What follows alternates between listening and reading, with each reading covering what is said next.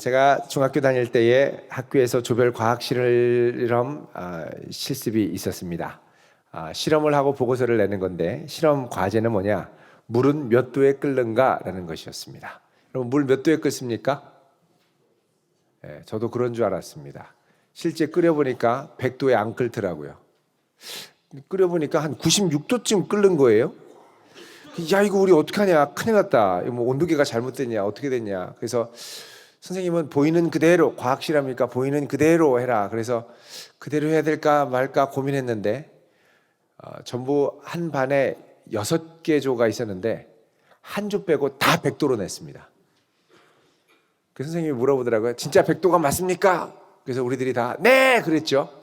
근데 선생님이 물은 100도에 끓지 않습니다. 화들짝 놀랐습니다. 100도였는데 무슨 100도에 안 끓어요.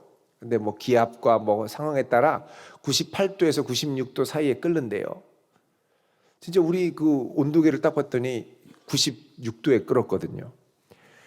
그래서 선생님이 그때 하셨던 말씀이 기억납니다. 솔직하게 나타난 그대로를 여러분의 생각과 맞지 않더라도 그대로 적는 것이 과학의 기초입니다. 저희들 진짜 다 충격받았고 다들 멍했습니다. 물 100도에 끓는 거잖아. 서로 이제 얘기하는 거죠. 근데 실제로는 100도에 끓지 않는다는 거. 여러분, 과학이요. 우리가 하나의 명제를 갖고 있으면 그게 진리처럼 딱 머리에 박혀 있습니다. 그리고 그 과학이 말한 이 명제가 우리의 삶에 100% 맞다고 생각할 때가 많이 있죠. 근데 과학을 좀 더 깊이 들어가면 생각보다 객관적이지 않고 생각보다 많이 흔들린다고 일리고 확정적이지 않다라는 것을 우리가 발견할 수가 있습니다. 저는 캠브리지 대학에서 과학철학을 가르치는 장하석 교수가 Inventing Temperature, 온도계의 발명이라는 책을 썼습니다. 온도의 발명이죠. 온도계가 아니라 온도의 발명.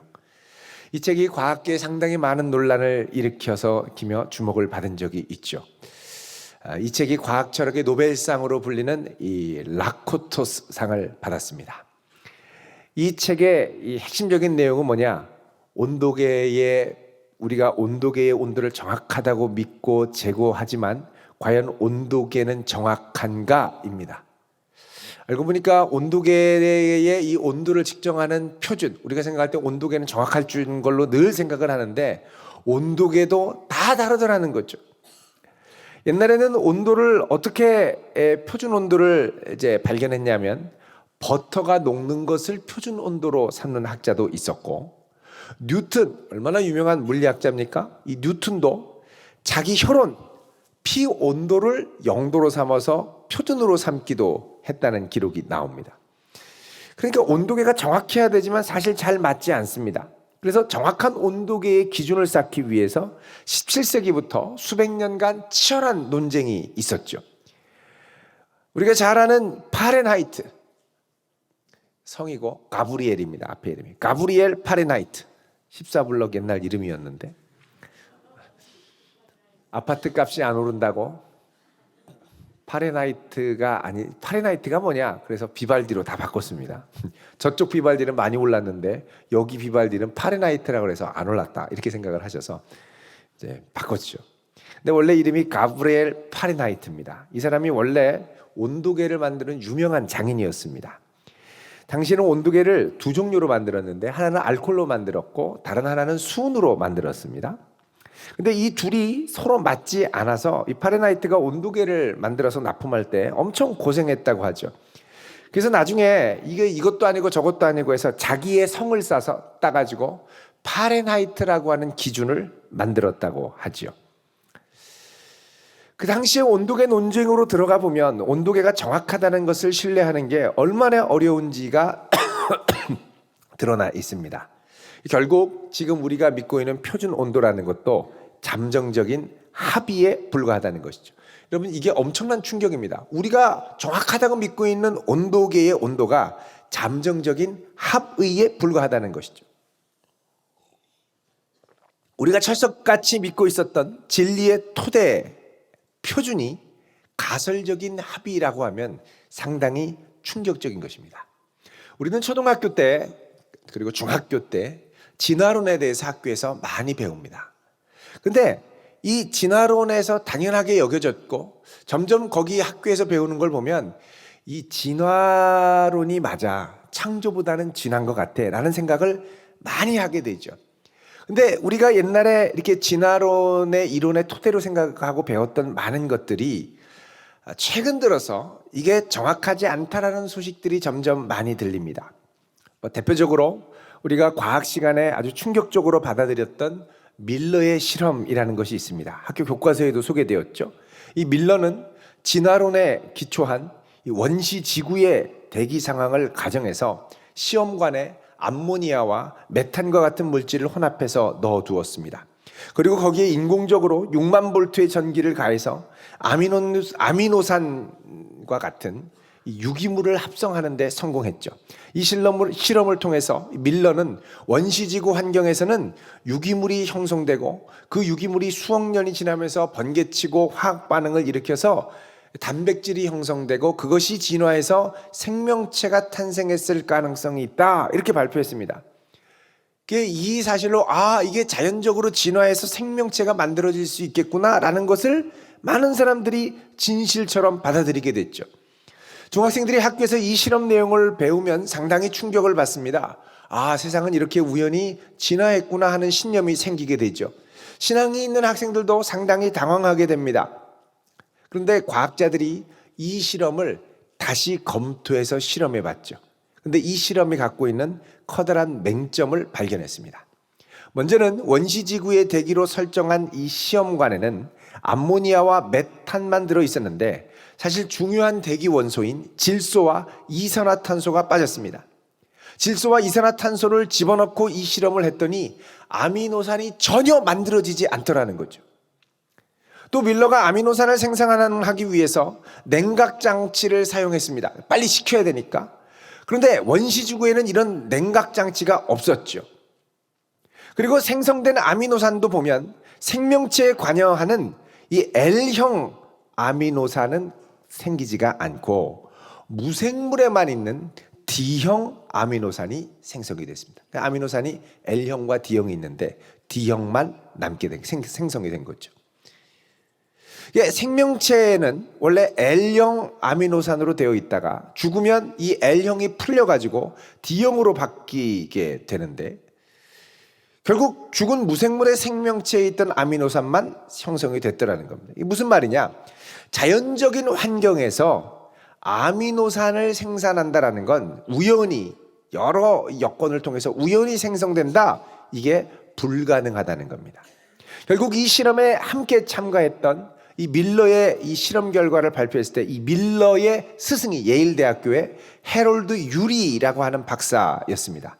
이 해롤드 유리 박사가 이 실험은 실패한 실험이다라는 걸 인정하고 한 과학저널에 생명체의 기원을 우연한 진화로 설명하는 것이 불가능하다라는 것을 인정했던 적이 있습니다. 그러니까 생명체의 기원은 절대 우연히 지구에서 어쩌다 벼락이 치고 어쩌다 화학작용이 일어나서 생긴 것이 아니라는 것이죠. 또 최근에는 진화의 대표적인 상징이었던 시조새가 교과서에서 삭제되기로 했다라는 결정이 내려졌습니다. 물론 기존 학계에서 워낙 강력 반발해서 삭제까지는 가지 않고 내용이 많이 수정됐죠. 이게 어떻게 수정됐냐? 예전에는 시조새가 진화를 증거하는 결정적인 화석이다 이렇게 얘기했다가 이제는 추정한다 정도로 약화됐습니다. 왜 그러냐? 자세히 분석해 보니까 시조새는 중간 단계 화석이 아니라는 게 입증됐습니다. 여러분, 인류의 조상으로 알려진 네안데르탈인 정밀 조사 결과 그 뼈가 인류의 조상의 뼈가 아니라는 것이 입증이 됐습니다. 자, 이런 현상을 뭐라 그러냐? 과학계에서 흔히 나타나는 현상인데 데이터 마사지라고 합니다. 데이터를 마사지, 내가 조작하는 거죠. 여러분, 예전에 황우석 박사, 다들 뭐 엄청난 희망과 꿈을 갖고 있었는데 이 데이터 마사지를 나중에 이 논문 저널 쓴 게 다 조작한 것으로 드러났죠. 자기가 원하는 결과를 위해서 자료를 조작한 겁니다. 인류의 조상의 뼈라고 주장해가지고 여러 가지 얘기를 많이 했는데 알고 보니까 돼지뼈였죠.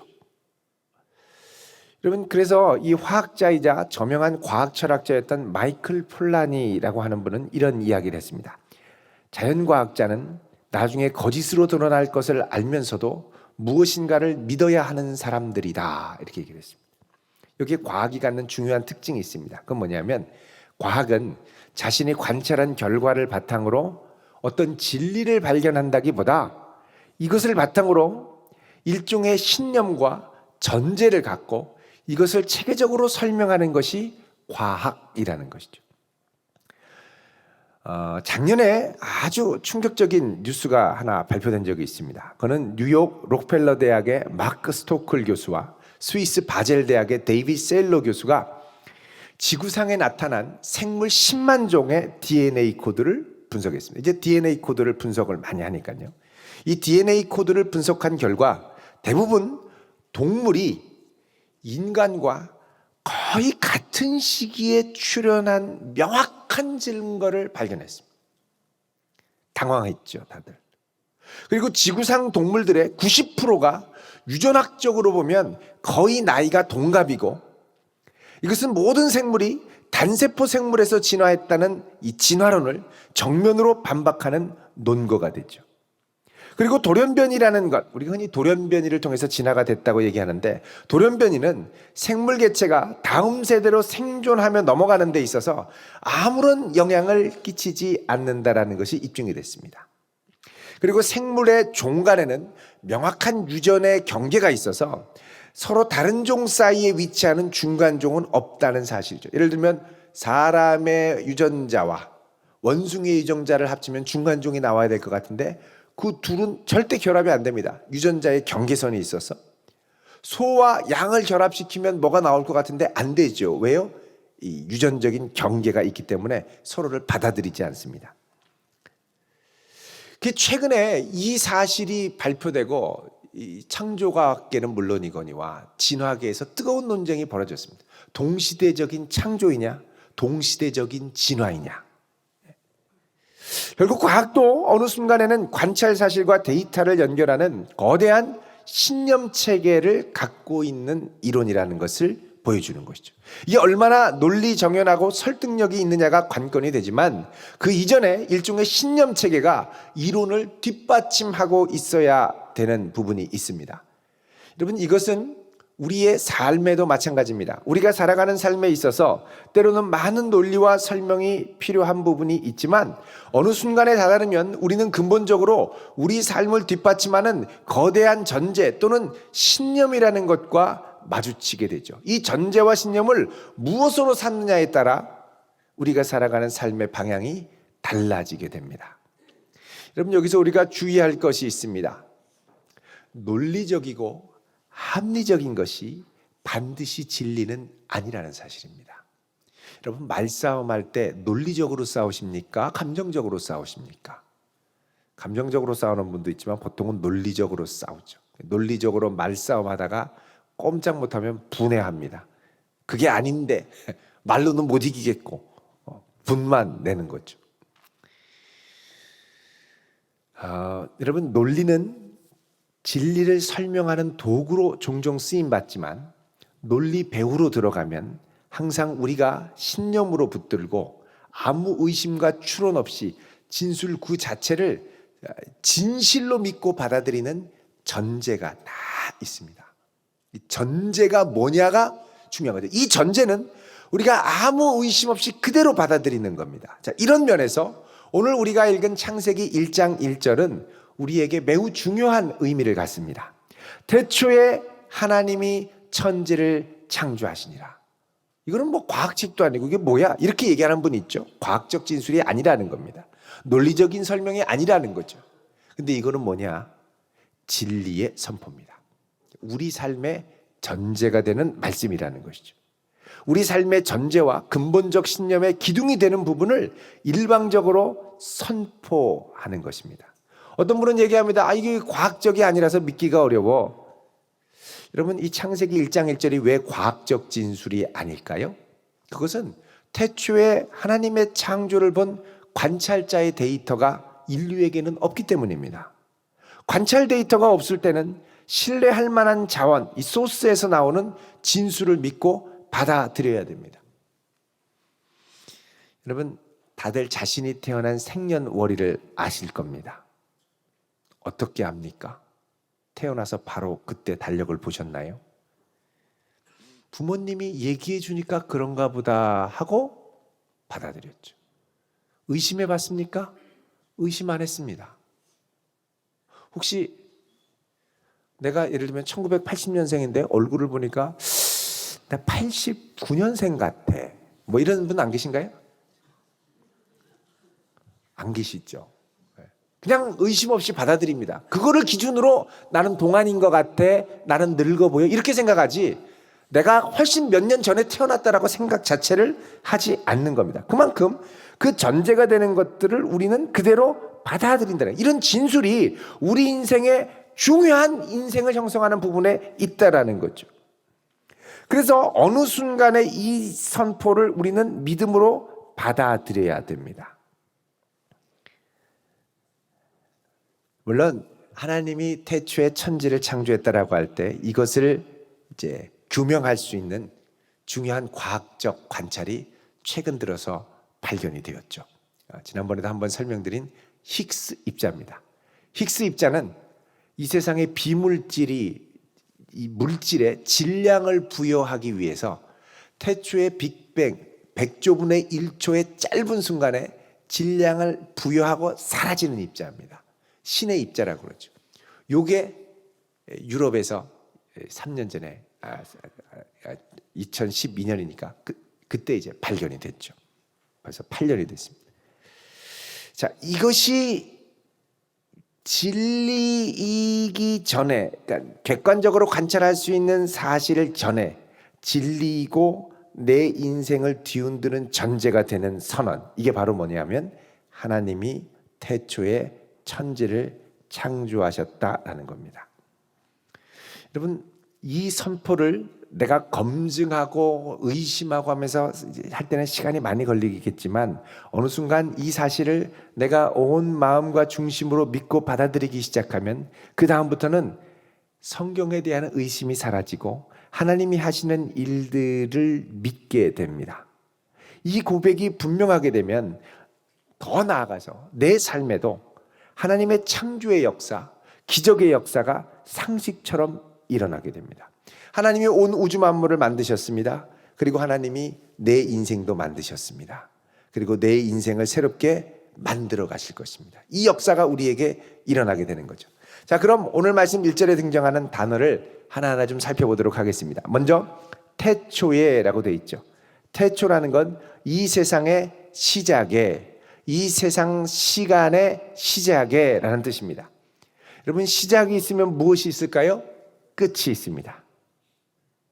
그래서 이 성경은 많은 경우에 태초라고 이야기를 하면 짝꿍처럼 끝, 마지막이라는 단어가 같이 나옵니다. 예를 들어서 내 시작은 미약하였으나 내 나중은 심히 창대하리라 그러죠. 내가 시초부터 종말을 알리며 이루지 아니한 일을 옛적부터 보이고 시초부터 종말을 알린다. 다른 말로 하면 하나님이 세상을 태초에 시작하셨으면, 다른 말로 하면 끝도 있다. In the beginning 있으면 in the end도 있다라는 겁니다. 그래서 성경도 창세기로 시작해서 요한계시록으로 끝나죠.